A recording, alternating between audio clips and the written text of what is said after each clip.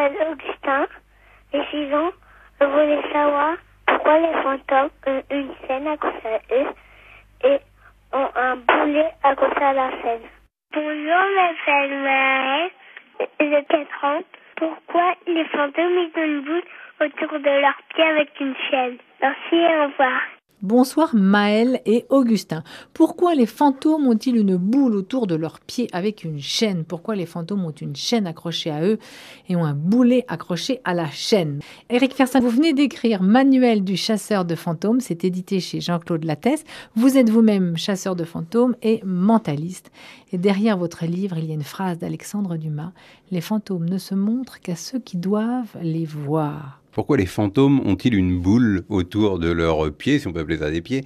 En fait, c'est un symbole. Ce symbole représente en fait l'attachement du fantôme à notre monde. C'est-à-dire qu'il est prisonnier de notre monde et qu'il ne peut pas partir dans l'autre monde, par définition. Et donc, c'est pour ça qu'on le représente souvent avec une chaîne et puis un boulet.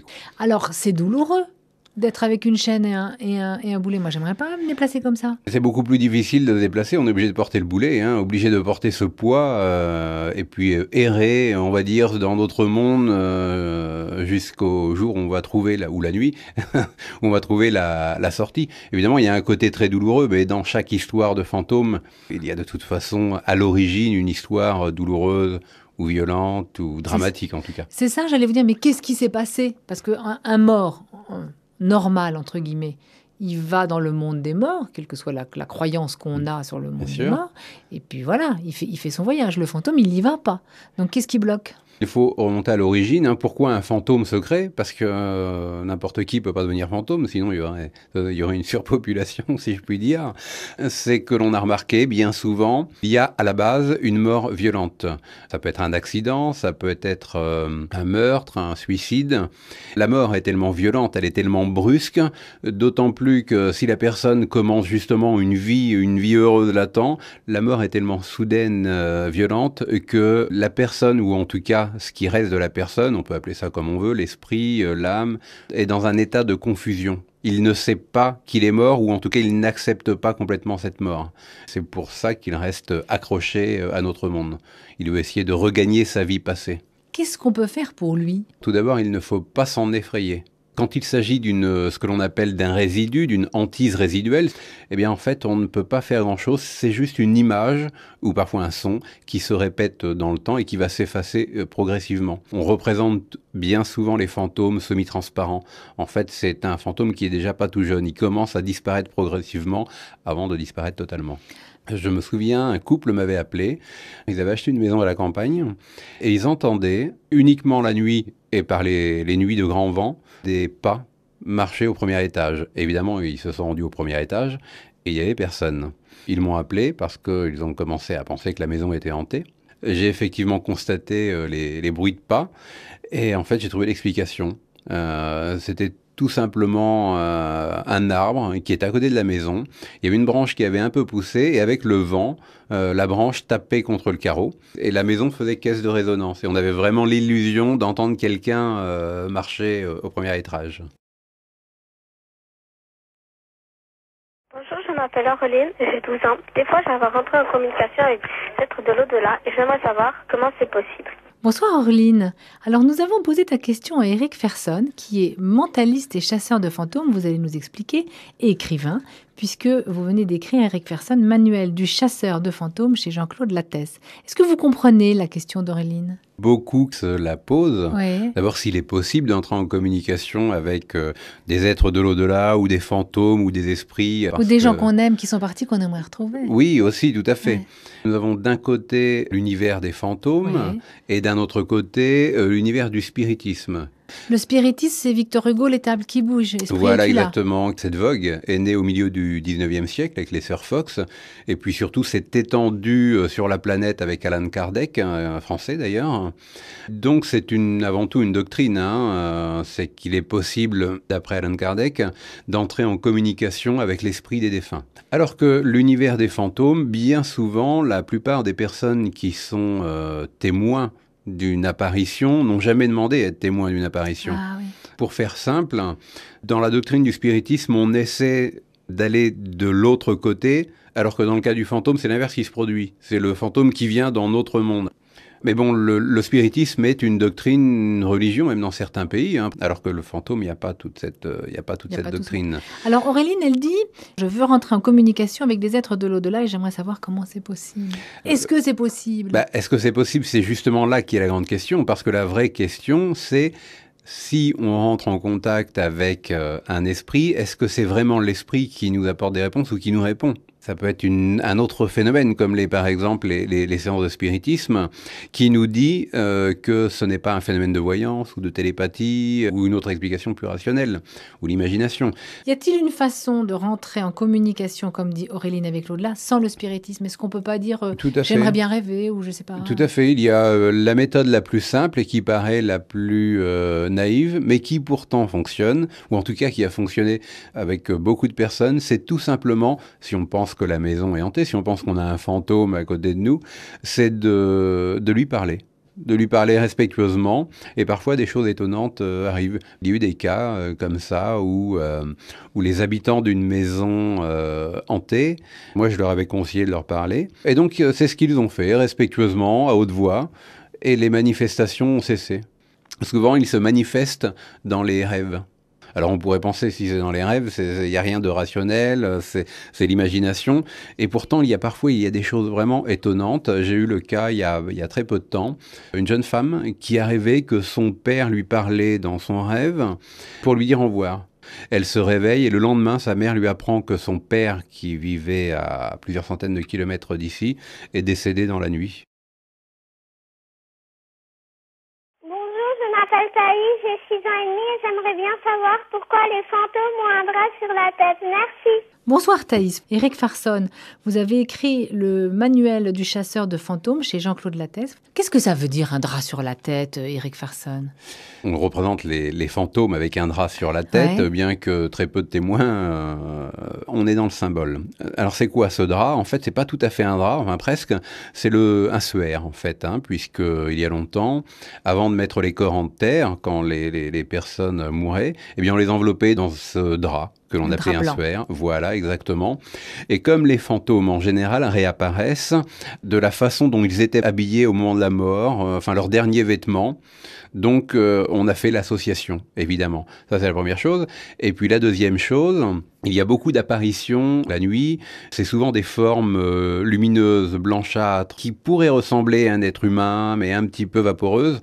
Donc, on a aussi associé ce visuel avec ce fameux drap, le suaire que portaient les morts. Mais vous ne trouvez pas que c'est inquiétant? Parce qu'il y a des gens qui croient aux fantômes, Éric Farson, il y a des gens qui n'y croient pas. Vous en avez vu.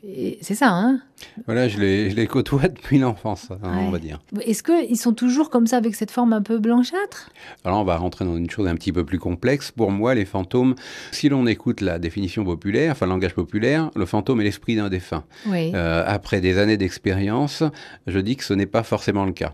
Je dirais que le fantôme est une énergie de type paranormal, donc entre guillemets, qui modifie l'environnement dans lequel il se manifeste. Et cette énergie peut apparaître de différentes manières à différents témoins.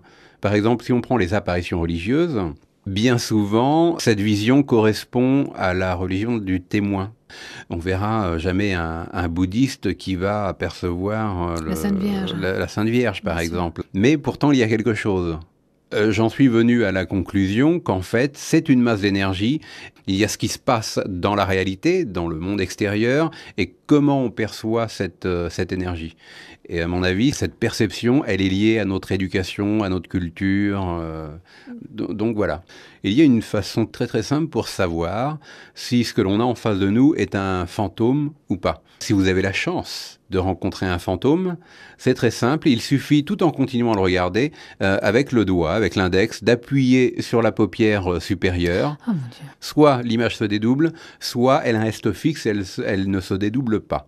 Si elle ne se dédouble pas, effectivement, c'est une hallucination, c'est lié, ou en tout cas c'est né de notre psychisme. Par contre, si cette apparition se dédouble, eh bien c'est qu'elle a une existence réelle dans notre réalité, hein, puisque le fait de la voir en double passe par notre organe visuel. Bonjour, je m'appelle Aline, j'ai 17 ans et je vous appelle pour vous demander si on trouve beaucoup de morts vivants en Zambie. Merci.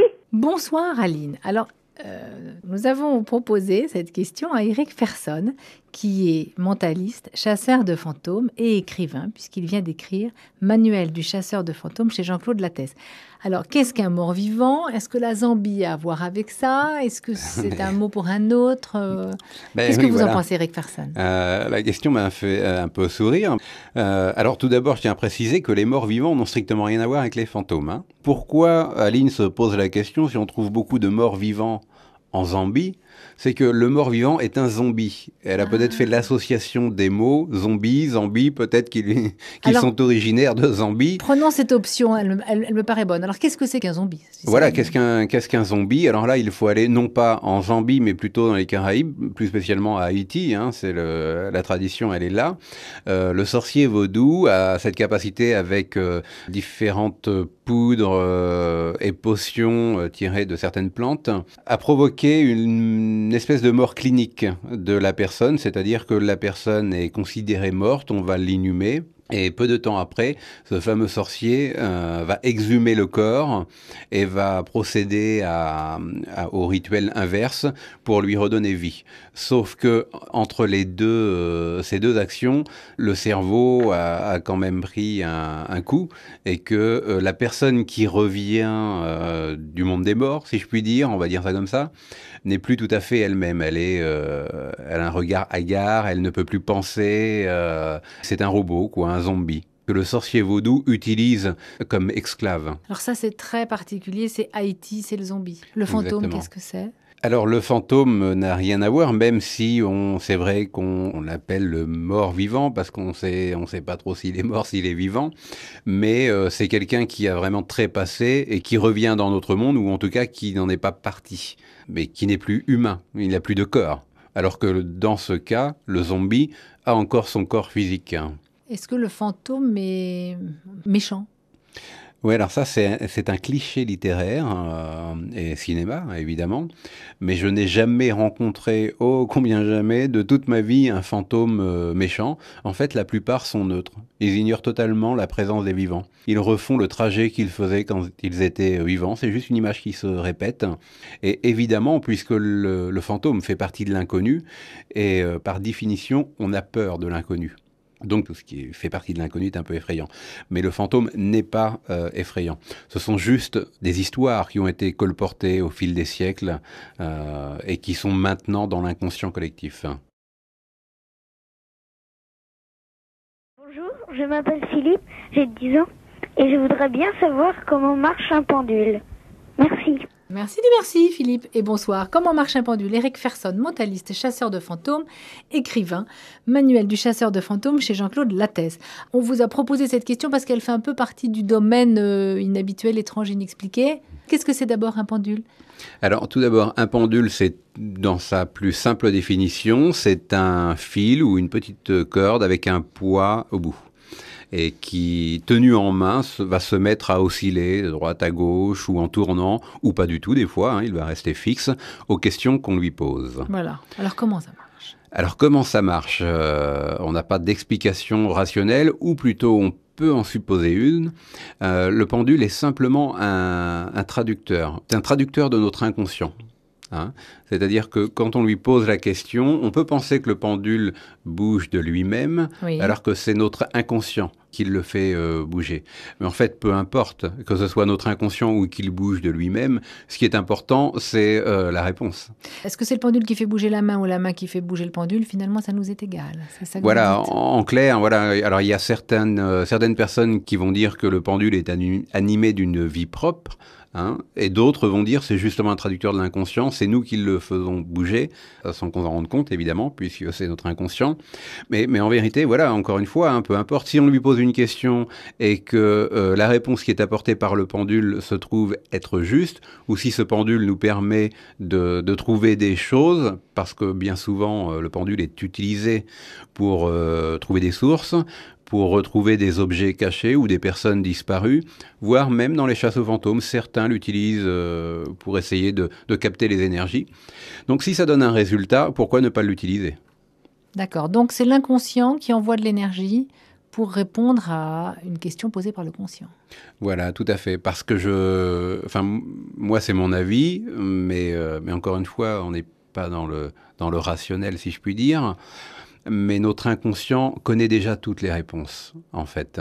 Je vais dévier un petit peu, mais quand on va voir une voyante ou un tarologue, on y vient avec des questions. Et bien souvent, quand la voyante répond, la personne se dit « Ah, je le savais, j'en avais la certitude ou j'en avais l'intuition », mais parce qu'en fait, on a déjà les réponses au fond de nous-mêmes. Sauf que soit on ne veut pas se les avouer, ou soit on n'a aucun moyen pour les traduire consciemment.